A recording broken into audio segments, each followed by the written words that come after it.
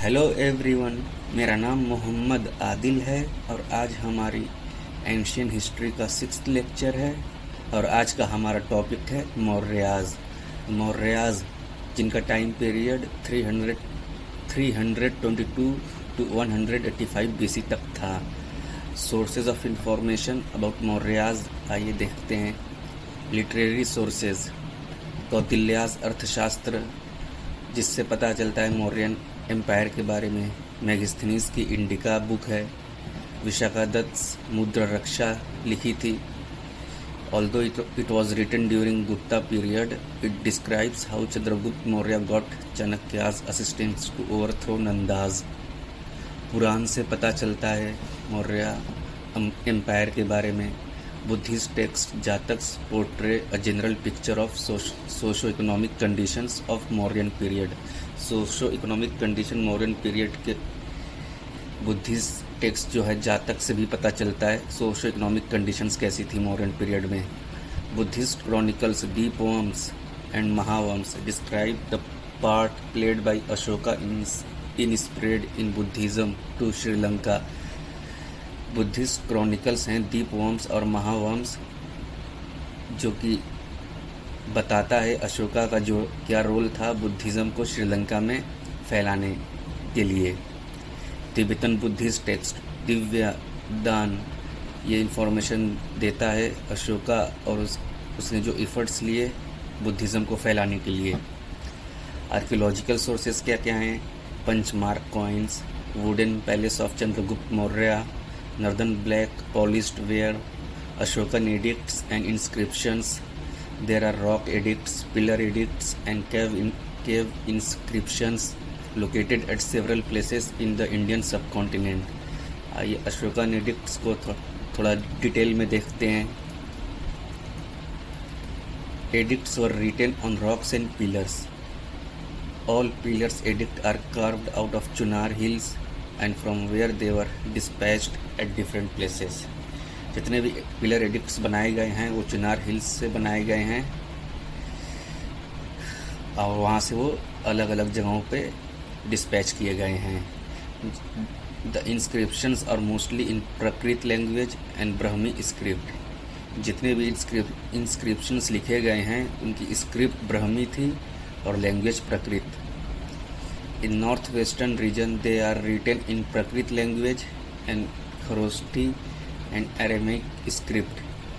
North-western region में इनको प्राकृत language में लिखा गया है और खरोष्टी और एरामिक स्क्रिप्ट थी।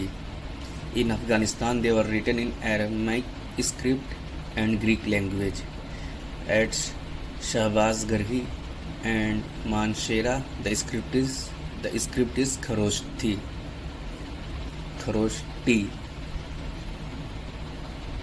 Eight Kandahar the edicts found are bilingual, यानी दो भाषाओं में। मेजर रॉक एडिक्ट्स कौन कौन से हैं? मेजर रॉक एडिक्ट्स के वेरियस प्रिंसिपल्स ऑफ धम्मा को डिस्क्राइब करता है। Minor rock edicts personal history of Ashoka और समरी ऑफ हिज धम्मा को डिस्क्राइब करता है। Pillar edicts appendix to rock edicts. Contents of major rock edicts: number 1, prohibition of animal sacrifices and festive gatherings. Major rock edict second describe करता है measures of social welfare, medical mission sent everywhere. जितने भी medical mission भेजे जाते थे दूसरी जगह वो सब मेजर रॉक एडिक्ट सेकेंड बताता है।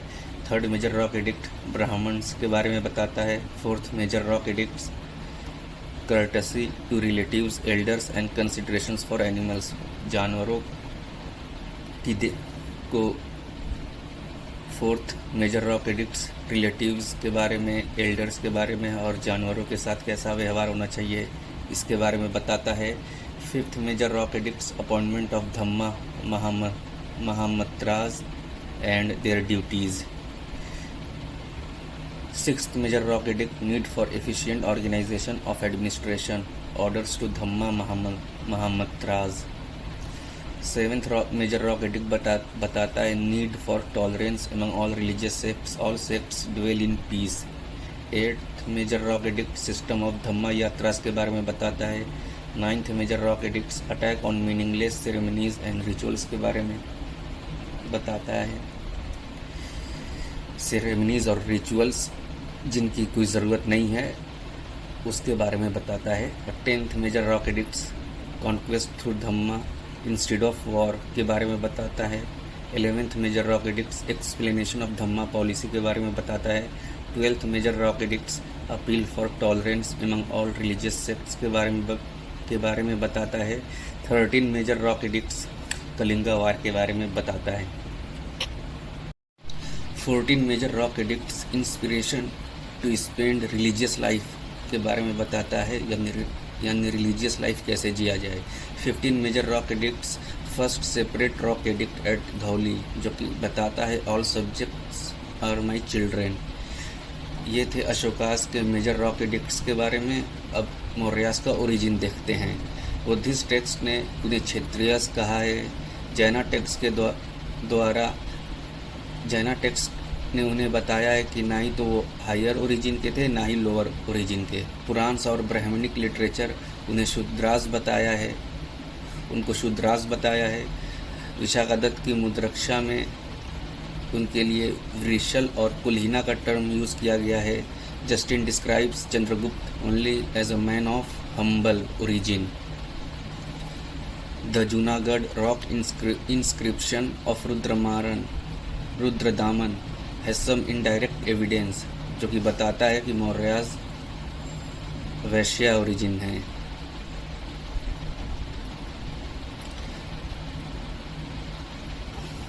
अब मौर्य एम्पायर के रूलर्स के बारे में जानते हैं। चंद्रगुप्त मौर्य, जिनका टाइम पीरियड 322 से लेकर 298 BC तक था। Chandragupta dethrone the last Nanda ruler Dhanananda. He first captured the region of north west. Chandragupta ने आखिरी नंदा रूलर धनानंद को हटाया था और सबसे पहले उन्होंने नॉर्थ वेस्ट रीजन को कैप्चर किया था, और इन्हीं को चंद्रगुप्त मौर्य को ही फाउंडर कहा जाता है मौर्य एम्पायर का। Appianus tells us that in 305 BC Chandragupta Maurya defeated Seleucus Nicator at the bank of river Indus. 305 BC में चंद्रगुप्त ने सेल्यूकस निकेटर को हराया था इंदस रिवर के किनारे। Who surrendered a vast territory including Herat, Arachosia, Kandahar, Baluchistan, Kabul in return for 500 elephants. और जिसने हेरात, कंधार, बलूचिस्तान, काबुल चंद्रगुप्त मौर्य को सरेंडर कर दिया, ये एरिया दे दिया था चंद्रगुप्त मौर्य को, उसके बदले 500 एलिफेंट लिया था। After the treaty with Seleucus Nicator the boundary of empire reached up to Hindu Kush. Seleucus Nicator के ट्रीटी के बाद जो मौर्यन एम्पायर की बाउंड्री थी वो हिंदू कुश तक पहुंच गई थी। Megasthenes was a Greek ambassador sent to the court of Chandragupta Maurya by Seleucus Nicator. Chandragupta adopted Jainism and went to Chandragiri Hill, Shravanbelgola with Bhadrabahu, where he died by slow starvation.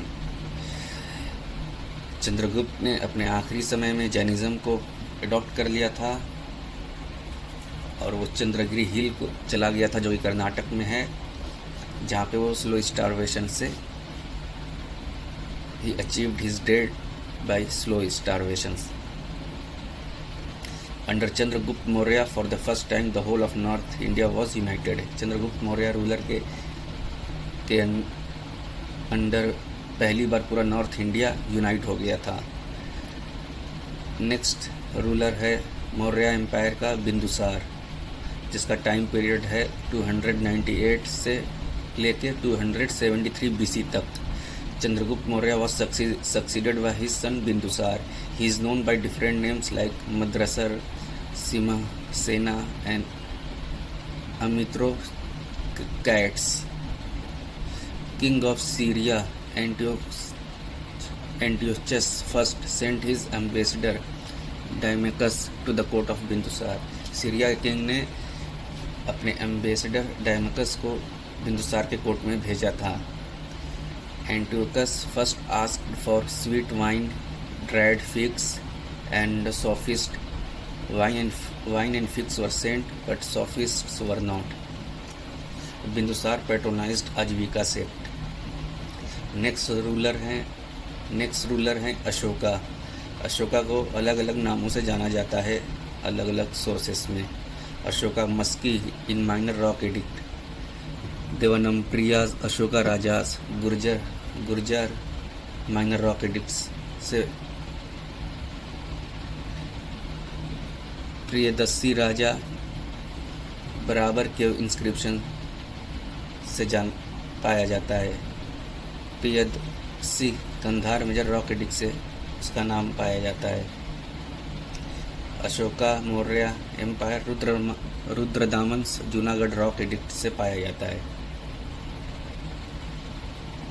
According to Buddhist tradition, Ashoka usurped the throne after killing his 99 brothers and spared तीसरा the youngest one.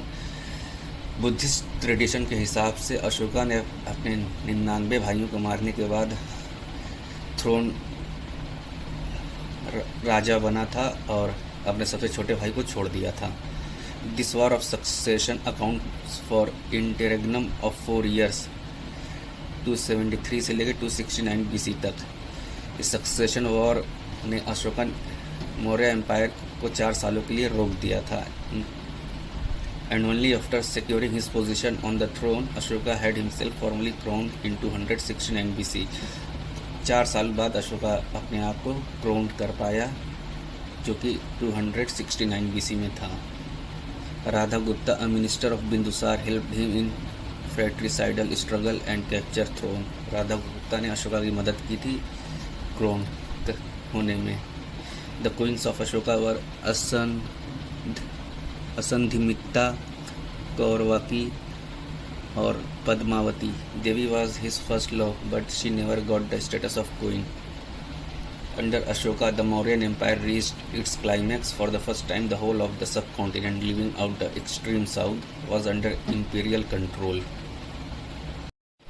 Ashoka ने Kalinga war लड़ा था 261 BC में, जो कि उसकी coronation के 9 साल बाद हुआ था। द किंग अशोका बहुत ज़्यादा इफेक्ट हुआ था इस वॉर से, और उसने पॉलिसी ऑफ फिजिकल ऑक्यूपेशन को अबेंडन कर दिया था in favour of policy of cultural conquest. Ashoka का धम्मा के बारे में जानते हैं। अशोका का जो धम्मा था वो बुद्धिज़्म से थोड़ा डिफरेंट था। Dhamma propagated the tenets of tolerance as well as moral and ethical conducts. Ashoka का धम्मा टॉलरेंस और मॉरल और एथिकल कंडक्ट्स को ज़्यादा प्रोपेगेट करता था। उसके ब्रॉड ऑब्जेक्टिव थे was to preserve the social order. As with the expansion of Mauryan Empire, the population had become heterogeneous, diverse and multiracial.